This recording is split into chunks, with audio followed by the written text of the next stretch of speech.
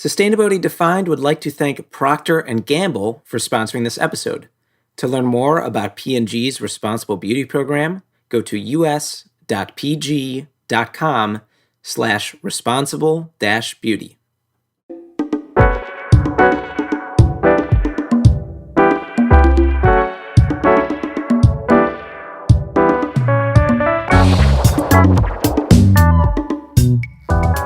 All right, definers, welcome back to Sustainability Defined, where Jay and I are here defining sustainability, one topic and one bad joke at a time.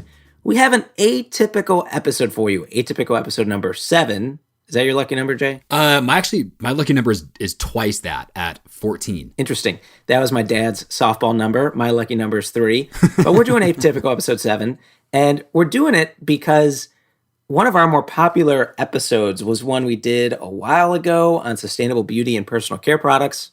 And P&G said, hey, we want to tell your listeners about responsible beauty. And we said, great, because our listeners seem to be really interested in that topic. So that's what we've got for you. We're going to just talk responsible beauty. Fantastic. So Jay, what's the outline? Well, Scott, it's a short one. We're just going to jump right into things. We are going to first give the overview of the responsible beauty program at P&G.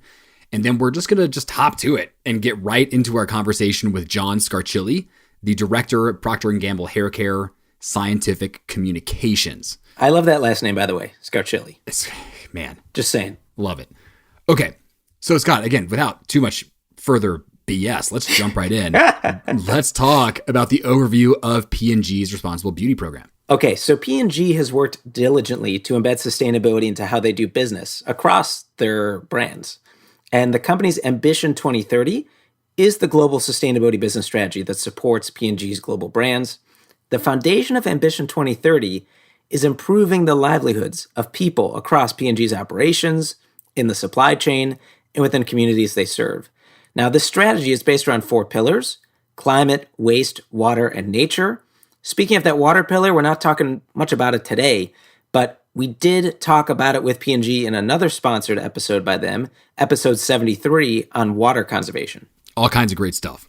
Okay, so within these pillars, P&G is working across the global organization on ambitious targets, like achieving net zero greenhouse gas emissions across their operations and supply chain, working to design all of their consumer packaging to be recyclable or reusable, collaborating to help build a water-positive future, and ensuring responsible sourcing of key raw materials.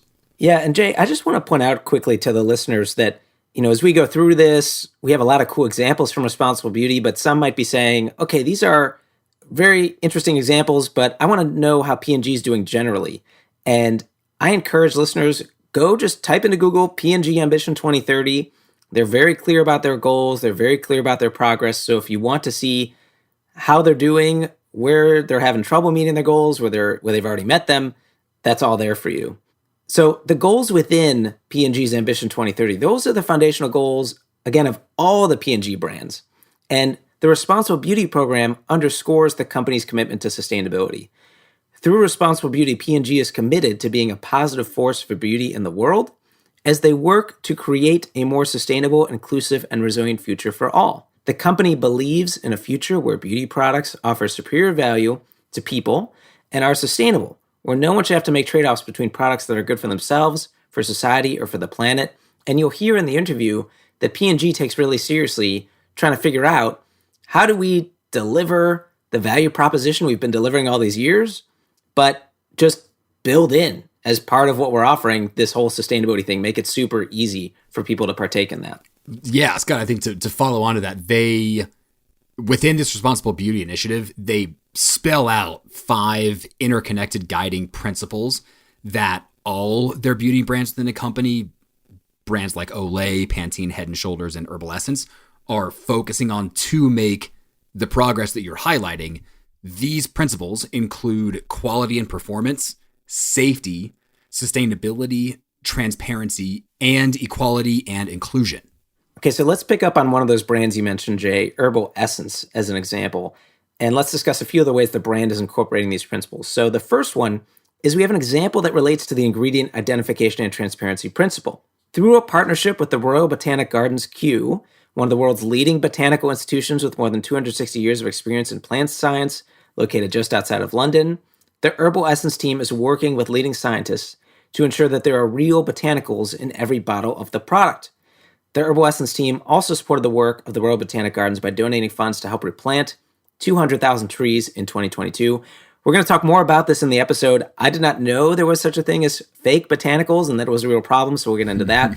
Also, Jay, I don't know if you've been to the Royal Botanic Gardens queue, but you can get there via the tube. It's actually not that hard to get over there. So people that are going to London looking for something to do, check it out. I'm embarrassed to say that I was there for several months and never made it, but I'm always jonesing for a way to get back. But you heard of it, right? Oh, of course. Yeah. Okay.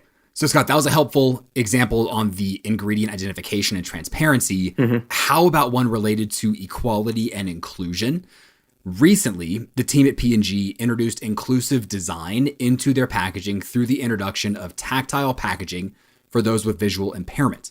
The aim here was to make hair care easier for vision impaired people by using tactile markings on the packaging, making it easier to distinguish between, for example, the shampoo and conditioner products solely via touch. I have to be honest, Jay, I haven't seen this out in the wild. I feel like I'm going to look now, not just at P&G products, but others to see if these tactile markings are there. I haven't really noticed it. Have you? I have not, Scott, but here's a larger question for you. Okay. What happens if you historically mix those up and put in your conditioner first and then your shampoo? Does that just like completely negate your shower? The world ends. I mean, everyone knows that. It's just, you're done. Okay, well, clearly it is very important, therefore, to get this order correct, and we thank P&G for doing that. Okay, and within the sustainability principle, the hair care line is working to use less virgin plastic within the product packaging through partnerships with their packaging supply chain. Glad I have my, what do we call this, to protect against the P's? The pop filter. The pop filter. Yeah. Oh my goodness. Okay. Well, currently the majority of Herbal Essence shampoo and conditioner bottles incorporate recycled plastic. Now, if you want more background and info on sustainable beauty and personal care products, like we mentioned, we covered this in detail. That's episode 35, Sustainable Beauty and Personal Care Products with Danielle Azoulay from L'Oreal USA. Go check that out. All right, Jay, let's move on to our expert guest here, John Scarchilli. I think things are getting a little spicy here, Scott, with the last name like that. All right. So John is the director, Procter & Gamble Hair Care Scientific Communications. He has been with P&G since 2003. So John has a long history with the company through various roles, such as roles in global scientific communications and engineering. John has his BS in chemical engineering from Clarkson University and his MBA from Xavier's University, Williams College of Business. All right, let's toss it over to John.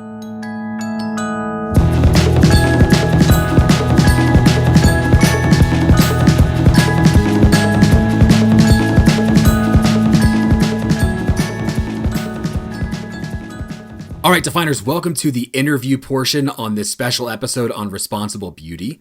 Scott and I are thrilled to be joined by John Scarchilli, the Director, Procter & Gamble Hair Care, Scientific Communications. So, John, thanks so much for joining us today.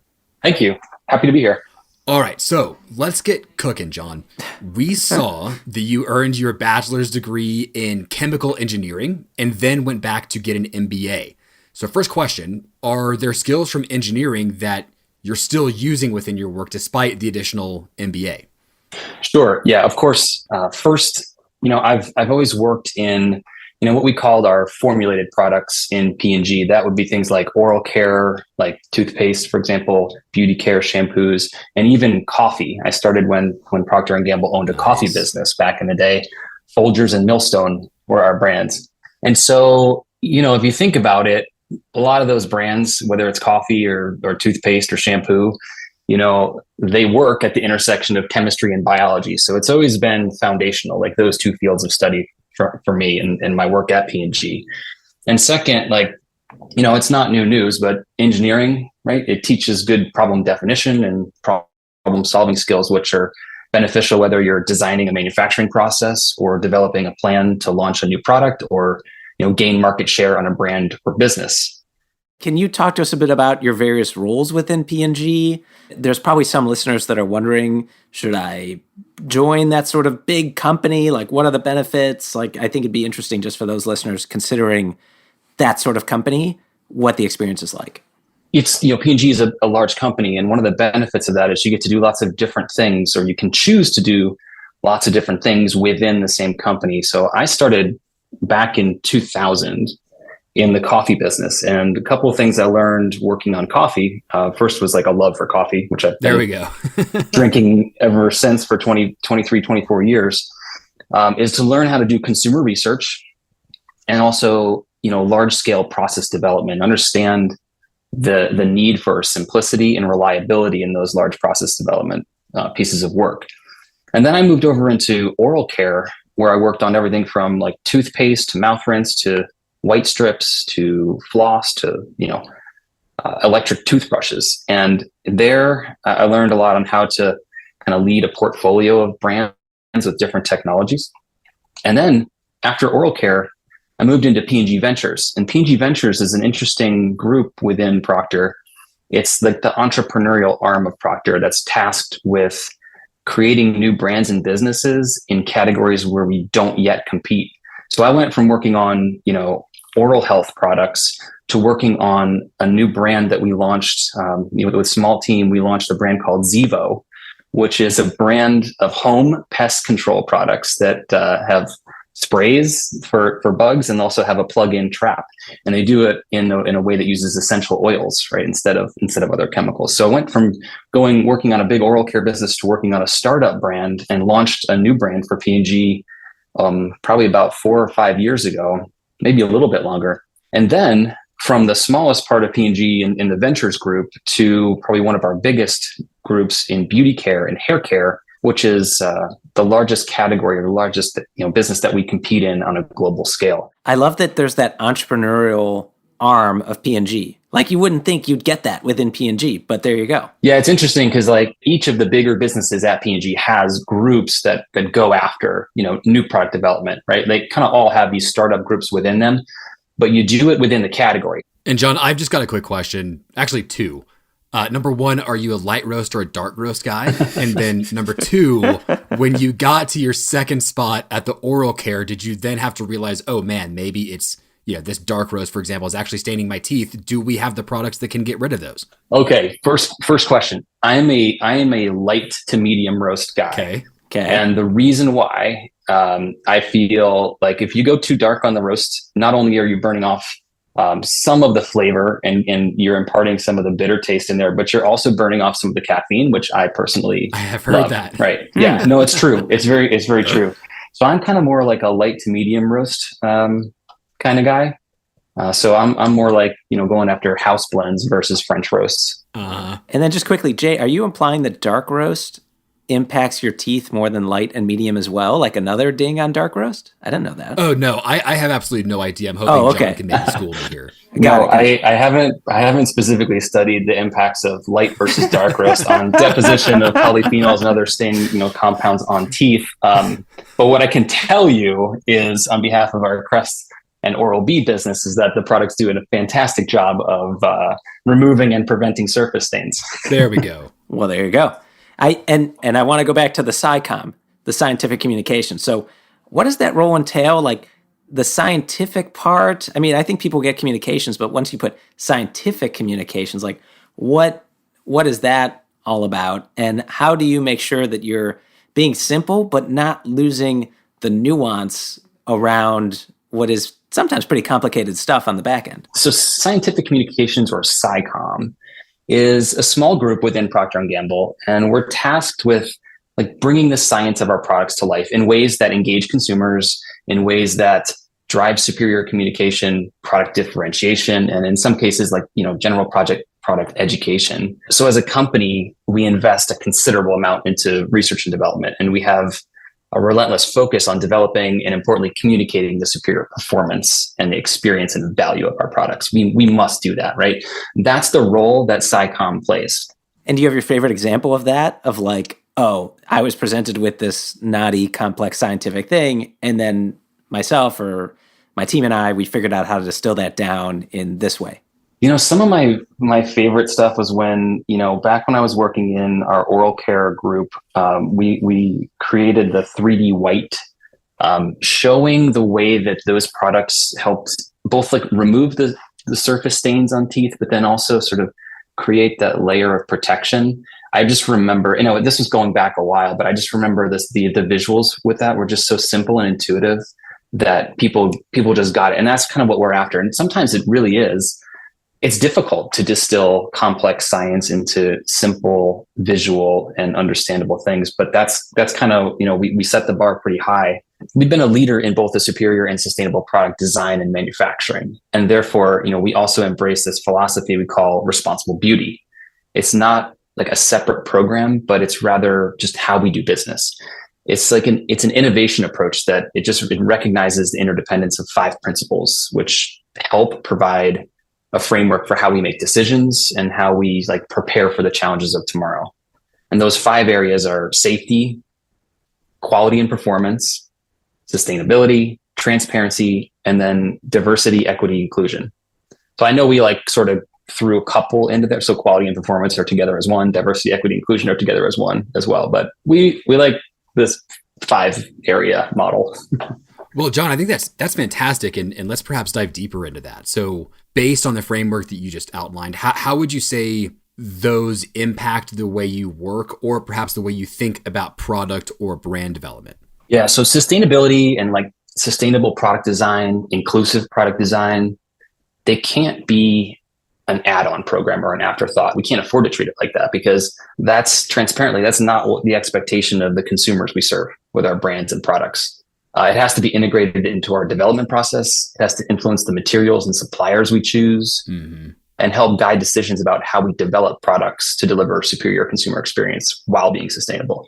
So as an example, systematically, responsible beauty evaluations are like built into our new initiative assessments to ensure impacts on recyclability, emissions, water usage, PCR usage, virgin plastic reduction. All those things are considered at inception. And PCR, do you want to define that one? Post-consumer recycled material. So recycled plastic. So using that in where we can instead of using virgin plastic, as an example. We keep it early in the design process, we can make choices that help deliver superior products and ensure that they're sustainable. So I sit in some consumer research regularly, and consumers, they expect brands to make sustainable choices easier. This is something I learned in some research last year. And it doesn't sound like that profound, right? But the simplest articulation I heard of this was a woman in Denver was just like, look, I want to do good things. I want great shampoo. I want great conditioner. I want all these things. And I want sustainability too, but why can't you just make it easy for me to feel good about the choice I'm making? And it was just like, okay, great. Our job is to build that in. The way to do that, right? The way to win is to, build sustainable solutions into these propositions that they love.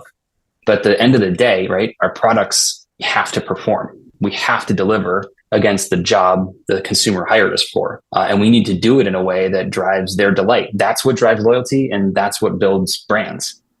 Right. It's got to work at the end of the day. You can't just be sustainable and not work. And ideally, it can't be a whole bunch more money. And I know P&G is trying to deliver and win, like you said, on all that.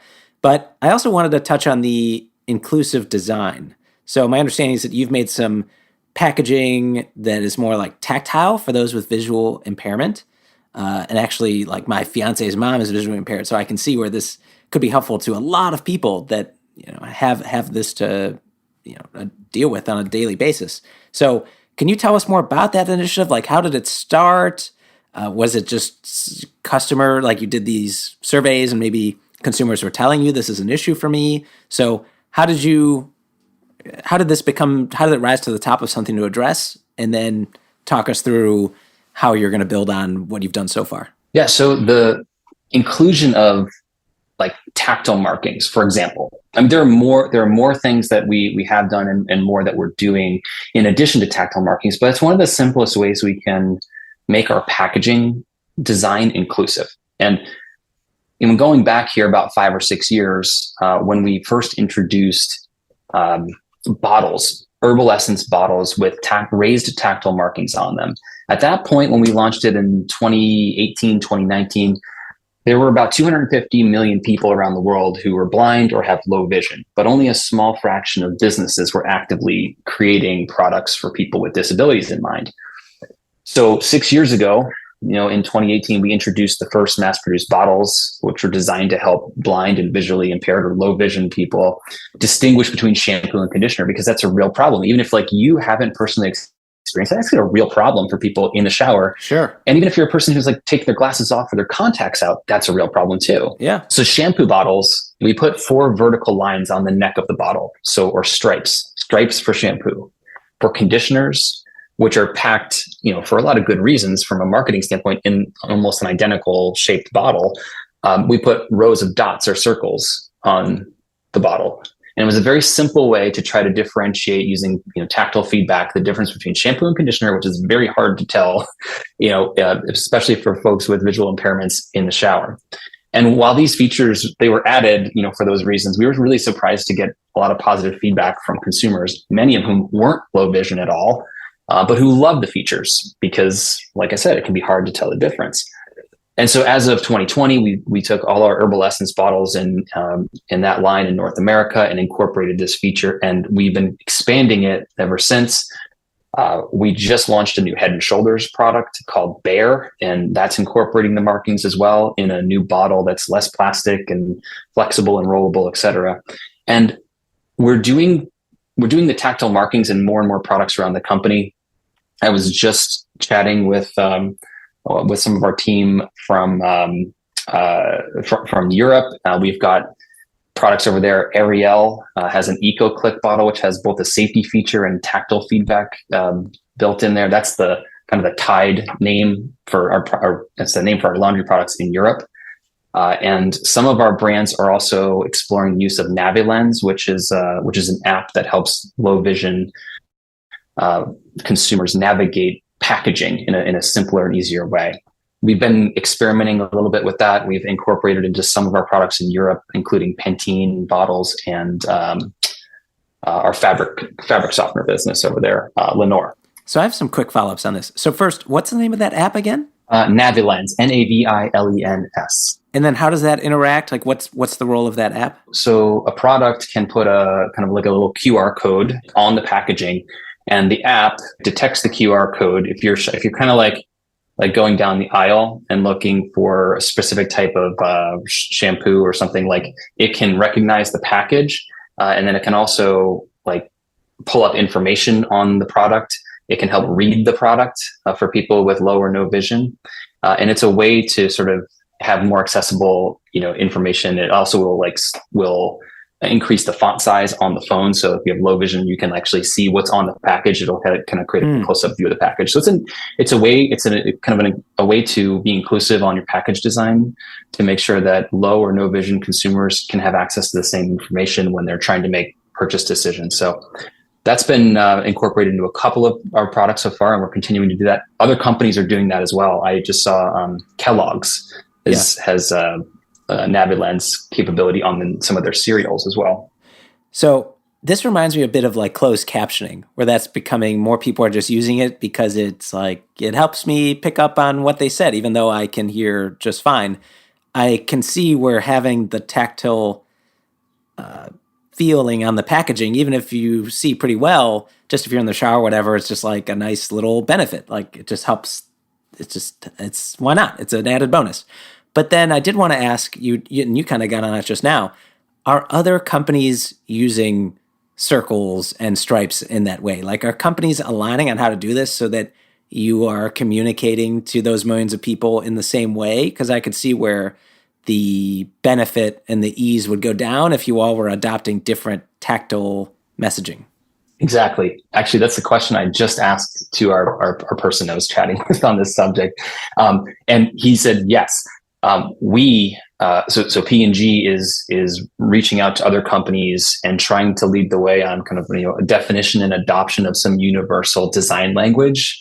For example, baby wipes have a picture of a baby with two horizontal lines beneath the baby, so you can actually feel that. Okay. So there is no not yet. There's no universal design language for that, but there is high interest and some collaboration already happening among our companies to try to bring that together. Interesting. Okay. That needs to happen.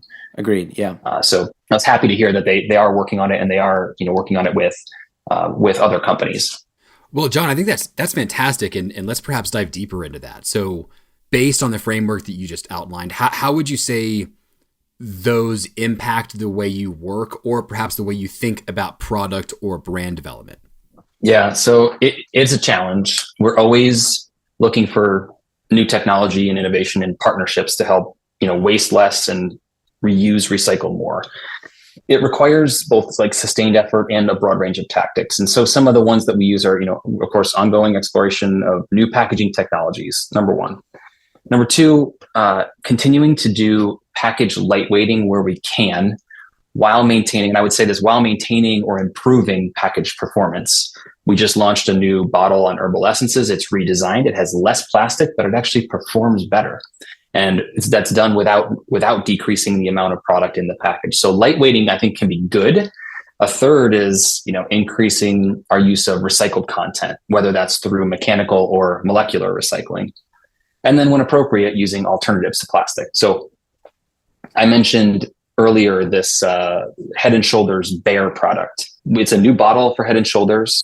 It's a new formula as well, but the bottle uses 45% less plastic than our original bottle, and it's 100% recyclable. And the lower amount of plastic also means the bottle is lighter in weight, it's easier to squeeze, and it's even rollable to get out like the last drop of product. So it's an example of like superior package design and consumer experience that's also more sustainable.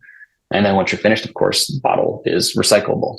I also wanted to share that this is new. This is a new thing we just launched on our Olay business. It's called Olay Super Serum. It's another example of how superior product and package design can and should be sustainable.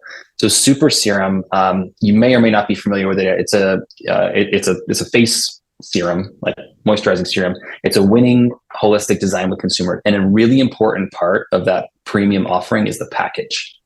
Super Serum comes in a recyclable glass bottle, all right, not a plastic bottle, and it's reminiscent of like a premium perfume execution, which you can envision. And it helps drive the overall usage experience and value with consumers. So the use of glass actually achieved the equity needed to complement the product aesthetics.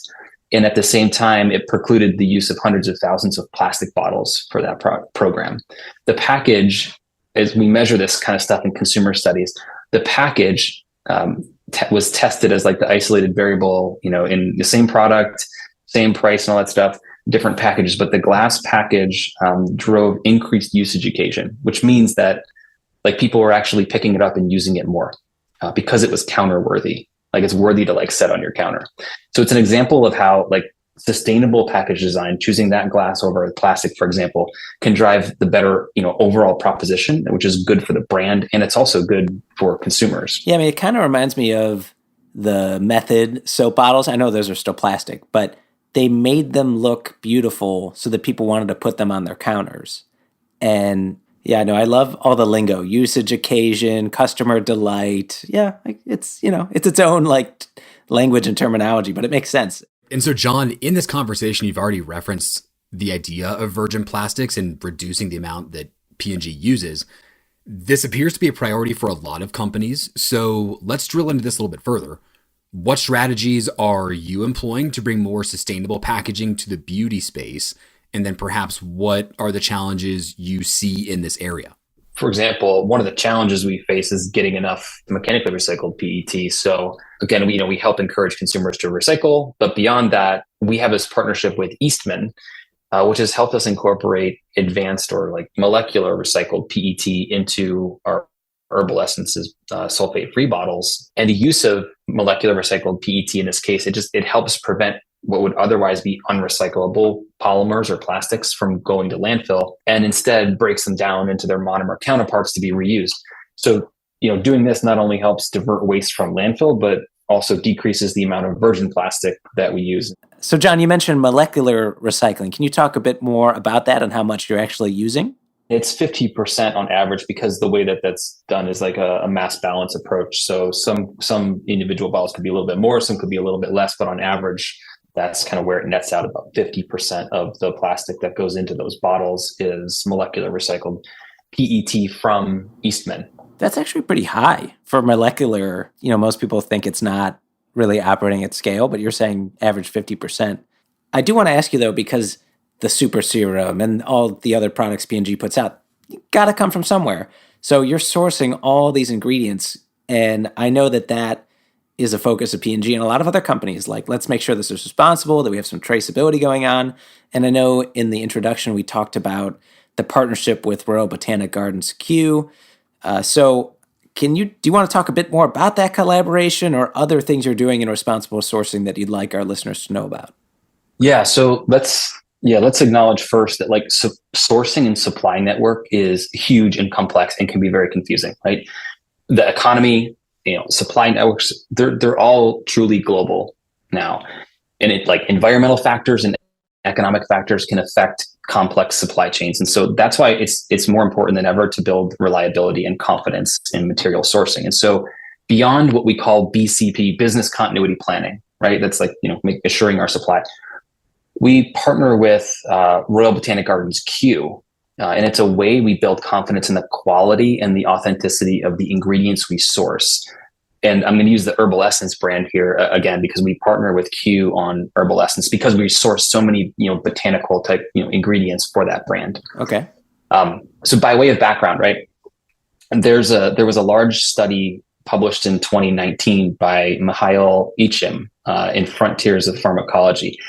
He investigated over 5,000 botanical or herbal-based products across multiple categories, 37 countries, and he found that on average, 27% were adulterated, or otherwise means that they weren't fit for use, and it means essentially that they weren't what they claimed to be. Okay. So with the complexities of global supply comes this risk of ingredient adulteration, and a way that we combat that is to ensure our quality is through this botanical certification process with Kew. Kew are based in London, right? They're just outside of London. They are experts in plant science. They're among the world's leading experts in this field, and they're charged. One of the coolest things about this organization is they're actually charged with maintaining the standard reference samples for botanical species for the planet. They have this amazing vault. I'll call it a vault. It's it looks like a research library out of the Da Vinci Code or something like that. Like on site in London? Yeah, on site. And they have these folders. They have these huge file cabinets in these folders, and they can open up and show you this certain plant, geranium. They have the standard sample for a geranium plant or geranium flower. And we tap into their knowledge and their capabilities to ensure that the ingredients we source for herbal essences are in fact what they claim to be, and that they're of high quality and fit for use for our products. For example, there are 300 different types of aloe out there, but only 2 that are really fit for cosmetic use.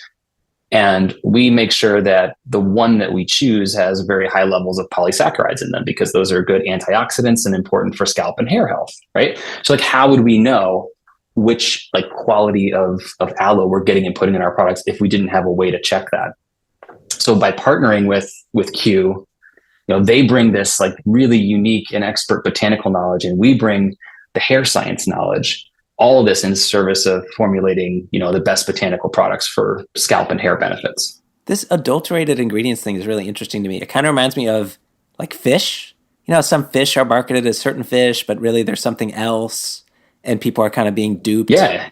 I didn't know there was this issue on botanical ingredients. Yeah. If you think about how many different brands of supplements and herbal products are out there, it's surprising. It's just in this study, this was done about 5 years ago. I'm not quite sure if it's changed much, but in this study, in some countries, the adulteration rates for these botanicals was north of 65%. So most of the stuff that was in the market wasn't even really what it claimed to be.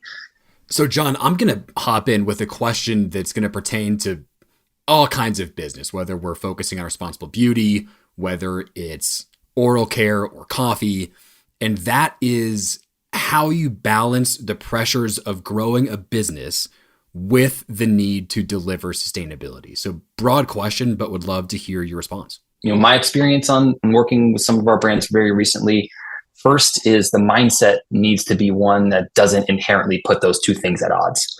Growing a business and delivering progress and sustainability. So we need to ask ourselves, like, how do you use business growth and momentum? And importantly, how do you use your voice in your marketing communication to drive consumption to more sustainable options in the first place, right?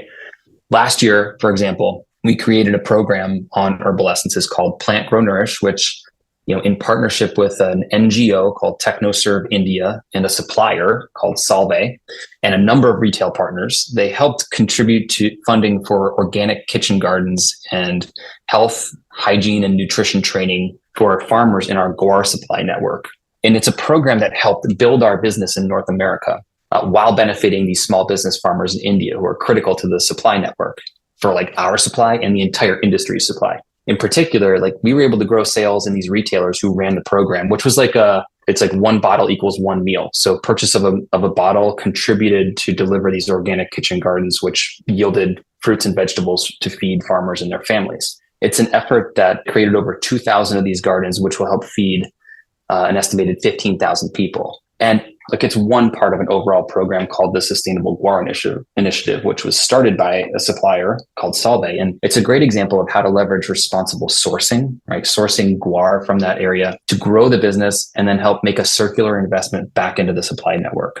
Beyond the nutrition benefits associated with these gardens that were funded by the brand, the program also offers like education, training in health and hygiene and business practices and agronomy to like install better and more sustainable farming practices, all to the benefit of the local farming community. So that's one of my favorite examples of like how you use what your strength is.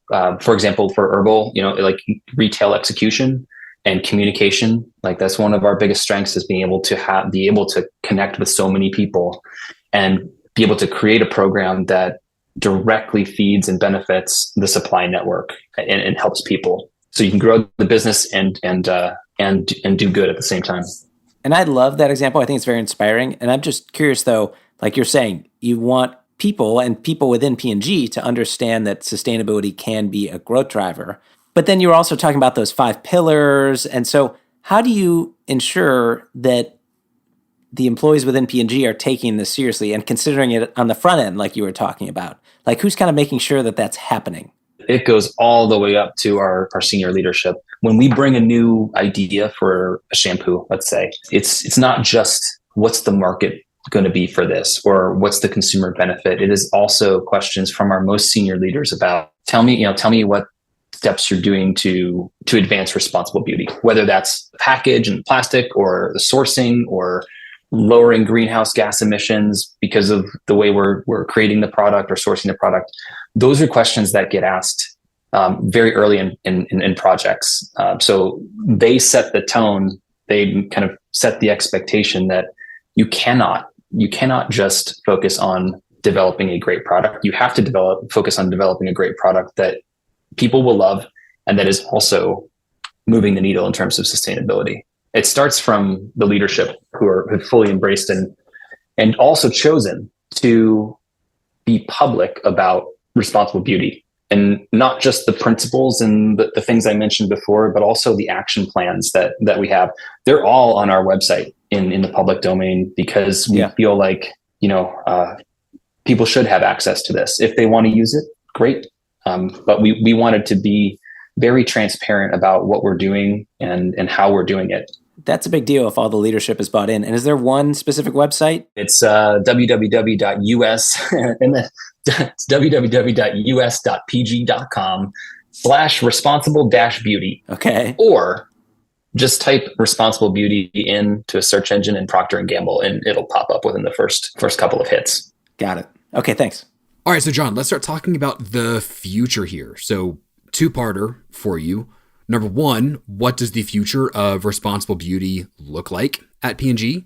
And then are there any up-and-coming efforts that you and your team are working on that you could share with our listeners? Yeah, the future looks like this. Our charge is to continue to design and communicate the value of superior products. And we need to continue to build sustainability into our products, packages, manufacturing, and supply networks. New forms, new designs that use less and save more.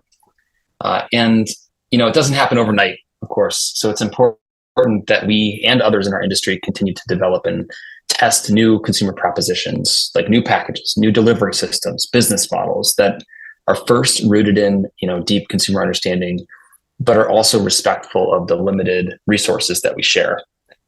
And, as we look to the future, so we want the consumers that we serve to not only love using our products, our beauty products, or all of our products for that matter, but to know that their choice to trust us, to hire us, to provide the benefits that we promise is also a choice for a more sustainable future, one that's respectful of people and the environment. So we talk about our brands in a different way today than when I first joined the company. We charge them to be both a force for growth and a force for good. And personally, I love that. Like, I think it's inspiring, and that's why I'm proud to contribute to that mission. Okay, so let's pretend, John, that I'm at the grocery store in the beauty aisle. I'm looking at the different beauty products. Someone walks next to me. I say, "Oh, how are you? What are you looking for?" "Yes, I need to buy shampoo. And did you know that the stripes mean shampoo?" Okay, I tell them about that. But then I want to tell them something else, something about responsible beauty that's going to cause them to be like, "Oh my God, I had no idea. And now I'm more excited to purchase my beauty product." Like, what is that? We like to call it a party fact. I guess in this case, it's your shampoo and conditioner shopping fact. What is that party fact about responsible beauty that our listeners can use to engage others on this topic? The focus on responsible beauty is important to us because so many beauty products are used in the bathroom, which is probably the least sustainable room in the house, according to a 2021 survey that we did globally that showed that only 1 in 4 people recycled in the bathroom compared to 1 in 2 in the kitchen. Holy cow. I had no idea of that, but I guess it makes sense because I'm thinking about, maybe you've got space for a recycling bin in your kitchen, maybe not next to your toilet. But anyways, I hope, John, with these initiatives from P&G, we'll be able to take that unsatisfactory stat that you just shared and just flush that down the toilet.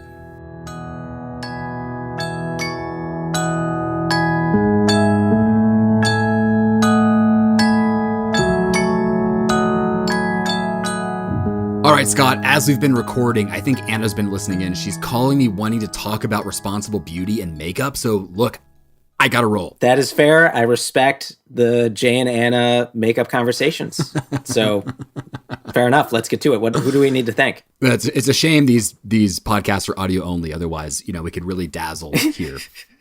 Okay, so as we wrap up, we want to thank Taylor Price for all of the research she did throughout this episode. We'd like to thank Keaton Butler for her audio editing to stitch this all together. We'd also like to thank Square Peg Round Hole and Potions for the music we play. On top of that, we would like to thank 2 folks that really helped us put this entire partnership together. Those 2 are Anna Faubert, who unfortunately just departed Ketchum, but we will miss her dearly. And second is Sarah Parasu, a vice president at Ketchum. So again, Anna and Sarah, thank you for helping us make this a reality. Yes, thank you for the partnership and collaboration. And we also want to give a shout out to our old friend Lucy McLean, who reached out recently to us. She's an associate teaching professor at Penn State University. Some of you longtime definers might remember episode 40 on university sustainability at Penn State University. Since that episode, Lucy has incorporated our episodes into her teachings. And she emailed us and said, "Hey, I have been showing your episodes to some of my students. And one of the episodes that resonated with them was the eco-anxiety episode. And I had them write out kind of what they were feeling. And she's like, I had to share with you one of the poems that one of my students wrote." And we said, "Amazing. We want to read it on the podcast." So here it is. The student says, "Scott and Jay, what the hey? This podcast filled me with a lot of worry. Feels like we have no time left and are in a hurry. Your eco-anxiety doesn't mean there's something wrong with you, but that you want to see these hardships through. Dr. Lisa Van Susteren has filled me with hope. Learning how I can make a difference helps me cope. Healing my intense guilt about my carbon footprint is near. Efforts to ease my stress and worries are in full gear." Okay, very nice poem. Thank you for listening and writing that, and thank you, Lucy, for sharing that with us. Love it. Scott, this is the first rhythmic or rather rhyming review of sorts we've had at the end of the show, and I think we should probably do more of them. We should do a whole musical, Jay, if we're doing, you know. Oh, man. Bingo. That's it. That is it. Fantastic. Oh, maybe we can. I just saw the Book of Mormon here. So good. We should collaborate with the South Park guys. It can be really raunchy, whatever. Well, you know, they've just been putting a lot of energy into this Casa Bonita restaurant here in Denver, and I think they just wrapped up. So I think they've got free time, Scott. I think we can make it happen. Are you going to go? Oh, yes. We've been on the waiting list for months, Nice. and I think we're finally going to get in there. Really? Oh, yeah. Oh, yeah. Waiting list. Okay. Well, I think that about does it. You all stay sustainable out there. I'm Scott Breen. And I'm Jay Siegel. We will see you next time.